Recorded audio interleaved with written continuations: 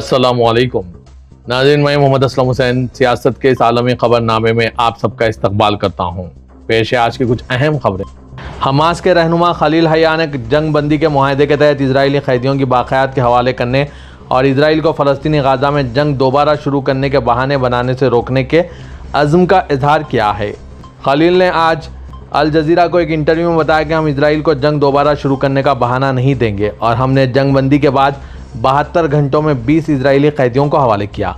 अमेरिकी सदर Donald Trump के 20 निकाती मंसूबे के तहत गाज़ा में जंग बंदी का पहला मरहला 10 अक्टूबर को नाफिज हुआ था।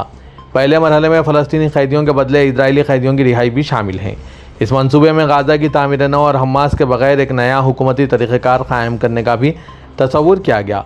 13 अक्टूबर से हमास ने 20 जिंदा इजरायली कैदियों को रिहा किया है और 16 दीगर की लाशें वापस कर दी है, जिनमें से 12 बाकी है, जिनमें ज़्यादातर इजरायली हैं। खलील ने मजीद कहा कि इजरायली कैदियों की बाक़यात तलाश करने के लिए आज इतवार को गाज़ा में मजीद इलाकों की तलाशी ली गई।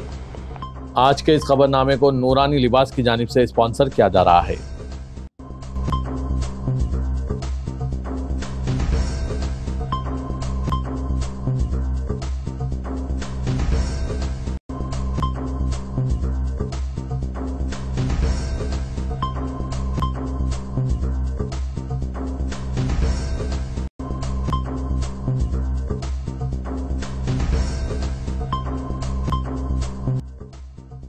इजरायली वज़ीर दिफा इसराइल काट्स ने कहा कि उन्होंने फौज को हिदायत दी है कि वो जंगबंदी और कैदियों के तबादले के मुआहदे के पहले मरहले के हिस्से के तौर पर गाज़ा के इजरायली कंट्रोल में रहे हिस्से को मस्मार करना जारी रखें।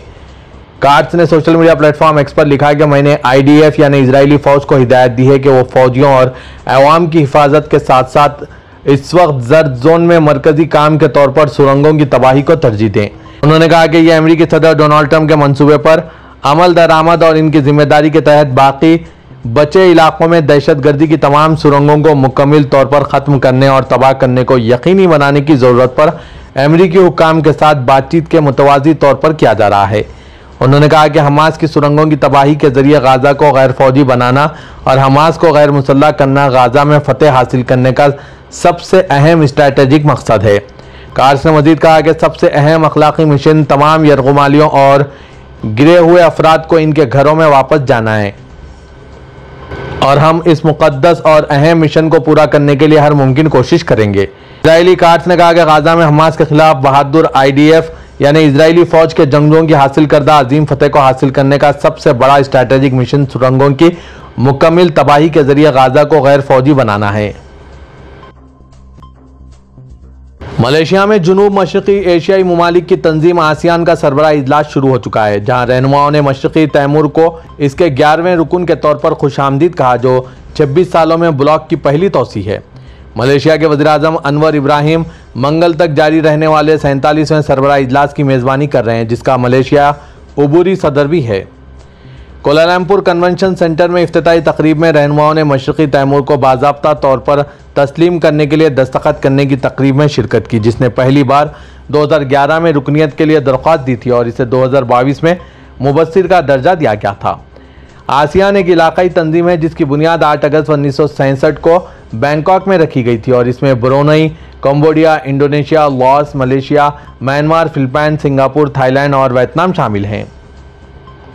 मलेशिया के वज़ीर-ए-आज़म इब्राहिम आसियान के रुकन ममालिक के रहनुमाओं के साथ साथ अमेरिका, जनूबी अफ्रीका, ब्राज़ील, चीन, जापान, जनूबी कोरिया और दीगर अहम शराकतदारों के रहनुमाओं और आला हुक्काम के साथ शमूलियत और पायेदारी के मौजू के तहत सरबराही इजलास की मेज़बानी कर रहे हैं। 1.5 मिलियन की आबादी वाले मशरक़ी तैमूर ने 2002 में आज़ादी हासिल की थी और 1999 में कंबोडिया के दाखिले के बाद जनूब मशरक़ी एशियाई ममालिक के ब्लॉक में शामिल होने वाला पहला मुल्क है। रूस के सदर पुतिन ने ऐलान किया है कि मॉस्को की यूक्रेन में जारी कार्रवाइयों के दौरान रूस ने एक नए एटमी तोनाई से चलने वाले क्रूज मिसाइल बोरोवेस्टेनिक का कामयाब हतमी तजुर्बा किया है। फ्रांसीसी न्यूज़ एजेंसी AFP के मुताबिक क्रेमलिन की जानिब से जारी करदा एक वीडियो में फौजी हुक्काम के साथ मुलाकात के दौरान पुतिन ने कहा कि फैसलाकुन तजुर्बात अब मुकम्मल हो चुके हैं। उन्होंने रूसी मुसल्लह अफवाज में इस हथियार को शामिल करने के लिए बुनियादी ढांचे की तैयारी का हुक्म दिया। रूसी सदर ने इस मिसाइल को एक मुनफरिद तख्लीक करार दिया जो दुनिया में किसी और के पास नहीं है और कहा कि बोरोवेस्टेनिक की लामहदूद रेंज है। रूस के फौजी चीफ ऑफ स्टाफ वैलेरी गेरसमुफ्त के मुताबिक 21 अक्टूबर को हुए आखिरी तजुर्बे में यह मिसाइल 15 घंटे तक प्रवास करता रहा और 14,000 किलोमीटर का फासला तय किया और कहा कि यह इस हथियार की ज़्यादा से ज़्यादा हद नहीं है। उन्होंने मज़ीद कहा कि बोरे की तकनीकी खुसूसियात इसे किसी भी फासले पर मौजूद इंतहाई महफूज अहदाफ को दुरुस्तगी से निशाना बनाने के काबिल बनाती है।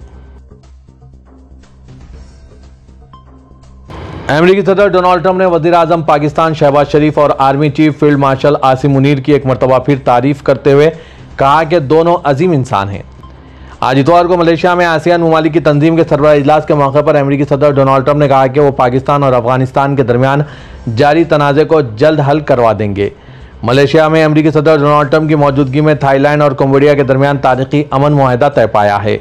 मुआहदे की तकरीब से खिताब करते हुए अमेरिकी सदर डोनाल्ड ट्रंप ने थाईलैंड और कंबोडिया के दरमियान हुए लड़ाई का हवाला देते हुए कहा कि 8 माह में उन्होंने 8वीं जंग रुकवाई है। सदर ट्रंप का कहना था कि इनकी इंतजामिया 1 माह में 1 जंग रुकवाती है, सिर्फ एक बाकी रह गई है। मैंने सुना है कि पाकिस्तान और अफगानिस्तान में दोबारा लड़ाई शुरू हो गई है, लेकिन मैं ये भी जल्द हल करवा दूंगा। डोनाल्ड ट्रंप ने कहा कि मैं इन दोनों को जानता हूं। पाकिस्तान के वज़ीर-ए-आज़म और फील्ड मार्शल बहुत अच्छे इंसान हैं और मुझे कोई शक नहीं कि वो मेरी बात नहीं सुनेंगे। सदर ट्रंप ने कहा कि वो बहुत अच्छे तरीके के साथ तनाज़ात को हल करवा देते हैं। इजराइल के वज़ीर-ए-आज़म बेंजामिन नेतन्याहू ने कहा है कि वो गाज़ा या लेबनान में अहदाफ पर हमलों के लिए किसी से इजाज़त नहीं लेंगे। बैनुल-अक़वामी खबरसां एजेंसियों की रिपोर्ट्स के मुताबिक जंगबंदी मुआहदे के बावजूद आज इतवार को इजरायली वज़ीर-ए-आज़म ने काबीना के इजलास में वज़रा को बताया कि इजराइल एक खुद मुख्तार मुल्क है। हम हर सूरत अपना दिफा करेंगे और अपनी किस्मत के फैसले खुद करते रहेंगे। गाज़ा में जंगबंदी के बाद अमेरिका के आला ओहदेदारों ने इजराइल के मुतअद्दिद दौरे किए हैं, जिनमें अगले लाहिया अमल पर बातचीत की गई। इजरायली वज़ीर-ए-आज़म ने अपने वज़रा को बताया कि इसके लिए हमें किसी की इजाज़त की ज़रूरत नहीं, हम अपनी सिक्योरिटी को खुद कंट्रोल करते हैं। आज इजरायली फ़ौज ने एक बयान में कहा था कि इसने वसती गाज़ा में एक शख्स को निशाना बनाया जो फ़ौजियों पर हमलों की मनसूबाबंदी कर रहा था। अमेरिका की सालिसी से हमास और इजराइल के दरमियान जंगबंदी हुई है, लेकिन दोनों फरीक एक दूसरे पर इसकी खिलाफ वर्जी के इल्ज़ामात आयद करते रहते हैं। अमेरिका के वज़ीर ख़ारजा मार्को रूबियो ने दौरे इजराइल के दौरान गाज़ा में कैद यरगुमालियों की अहल खाना से मुलाकात की और तमाम अफराद की वापसी की यकीन दहानी करवाई है। अरब न्यूज़ के मुताबिक वज़ीर ख़ारजा मार्को रूबियो ने इस मौके पर यह भी कहा है कि अमेरिका अक़वाम मुत्तहिदा की करारदाद के तहत गाज़ा में बैनुल-अक़वामी इस्तेहकाम फोर्स का मुतालबा कर सकता है ताकि ज़्यादा से ज़्यादा ममालिक इसमें शामिल हो सकें। मार्को रूबियो ने सोशल मीडिया प्लेटफॉर्म एक्स पर लिखा, हमने इन यरगुमालियों को नहीं भूलेंगे जो हमास की कैद में हलाक हुए। उन्होंने मजीद लिखा, आज मेरी अमेरिकी शहरियों एताई चेन और उमर न्योतर के अहल खाना से मुलाकात हुई। हम तब तक चैन से नहीं बैठेंगे जब तक इनकी और दीगर की लाशें हवाले ना कर दी जाए। गाज़ा में इस्तेहकाम फोर्स तैनात करने के हवाले से मार्को रूबियो ने कहा कि मुतअद्दिद ममालिक इसमें शरीक होना चाहते हैं, लेकिन इन्हें इस मिशन के ऑपरेशन से मुतालिक मजीद तफसीलात दरकार हैं। मुत्तहिदा अरब इमारात की कौमी फ़िज़ाई कंपनी एमिरेट्स के क़याम को 40 साल मुकम्मिल हो गए हैं। इमारत अल-यौम के मुताबिक सबसे बड़े बैनुल-अक़वामी कैरियर्स में से एक एमिरेट्स अपने आगाज़ से अब तक 40 सालों में 860 मिलियन से ज़्यादा मुसाफिरों को खिदमत फराहम की है। एयरलाइन ने अक्टूबर 1985 में पाकिस्तान एयरलाइन PIA से वेट लिस्ट पर हासिल करदा 2 तैयारों बोइंग 737 और एयरबस के साथ परवाज़ों का आगाज़ किया। एमिरेट्स की पहली परवाज़ 25 अक्टूबर 1985 को दुबई इंटरनेशनल एयरपोर्ट से कराची के लिए रवाना हुई थी, जिस पर 133 मुसाफिर सवार थे। अपने क़याम के 5 साल के अंदर एमिरेट्स के नेटवर्क में 14 मुकामात शामिल हो गए थे। 1992 में एमिरेट्स पहली एयरलाइन बन गई जिसने अपने तैयारों में हर क्लास की सीट को वीडियो सिस्टम से लैस किया। आज एमिरेट्स दुनिया की नुमायां तरीन एयरलाइंस में शामिल है, जो बराह रास्त 152 शहरों से जोड़ती है और लाखों लोगों को दुनिया के दीगर हिस्सों तक पहुंचा रही है। दुबई के हुक्मरान इमारात के नायब सदर वज़ीर-ए-आज़म शेख मोहम्मद बिन राशिद अल मक्तूम ने एमिरेट्स के क़याम के 40 साल मुकम्मिल होने पर इसे कौमी फ़ख्र में से एक करार दिया है। जनूबी लेबनान पर इजरायली ड्रोन हमले में आज हिजबुल्लाह का एक कमांडर हलाक और एक और शख्स जख्मी हो गया। लेबनानी और इजरायली ज़राए ने यह इत्तला दी। लेबनान की सरकारी कौमी खबरसां एजेंसी ने इत्तला दी है कि इस हमले में एक स्कूल के नज़दीक एक कार को निशाना बनाया गया।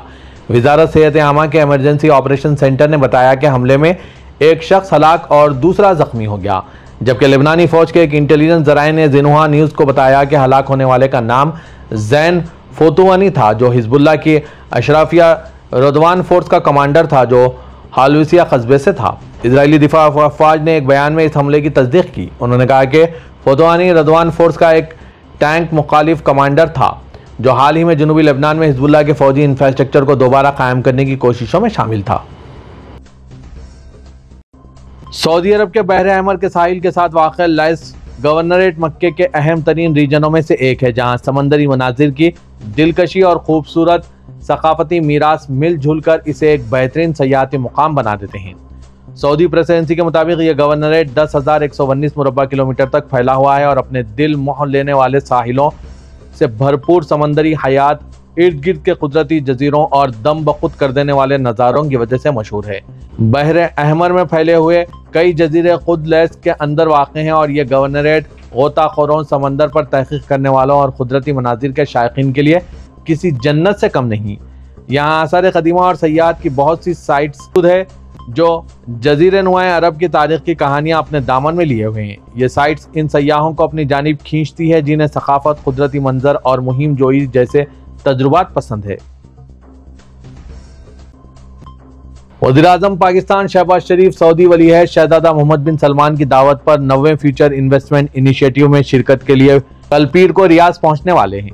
पाकिस्तान के दफ्तर खारजा की जानिब से आज इतवार को जारी बयान में कहा गया है कि वज़ीर-ए-आज़म पाकिस्तान की क़यादत में आला सतह का वफ़द 27 से 29 अक्टूबर तक सऊदी अरब का 3 रोज़ा दौरा कर रहा है।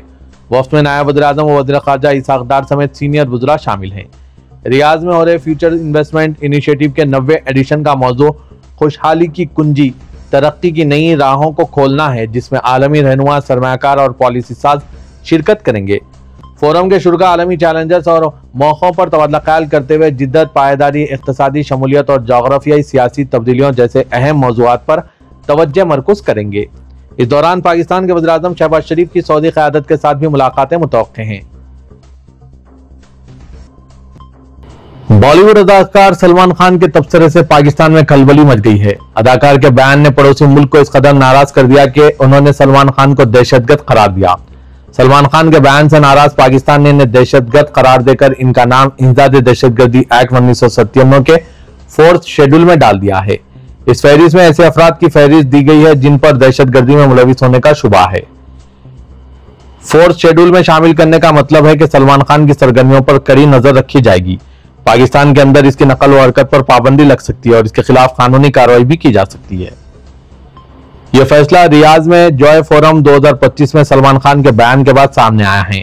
शाहरुख खान और आमिर खान के साथ जॉय फोरम में शिरकत के दौरान अदाकार ने बलूचिस्तान को एक अलहदा मुल्क करार दिया। यह इक़दाम पाकिस्तान को नाकाबिल कबूल है। जॉय फोरम में हिंदी फिल्मों पर गुफ्तगू करते हुए सलमान खान ने बलूचिस्तान को एक अलग मुल्क करार दिया। उन्होंने कहा, अभी अगर आप कोई हिंदी फिल्म बनाते हैं और इसे सऊदी अरब में रिलीज करते हैं तो ये सुपरहिट होगी। अगर आप कोई तमिल, तेलुगु या मलयालम फिल्म बनाएंगे तो ये करोड़ों का बिजनेस करेगी, क्योंकि यहाँ बहुत से ममालिक के लोग आए हैं। यहाँ बलूचिस्तान के लोग हैं, अफगानिस्तान के लोग हैं, पाकिस्तान के लोग हैं, हर कोई यहाँ काम कर रहा है।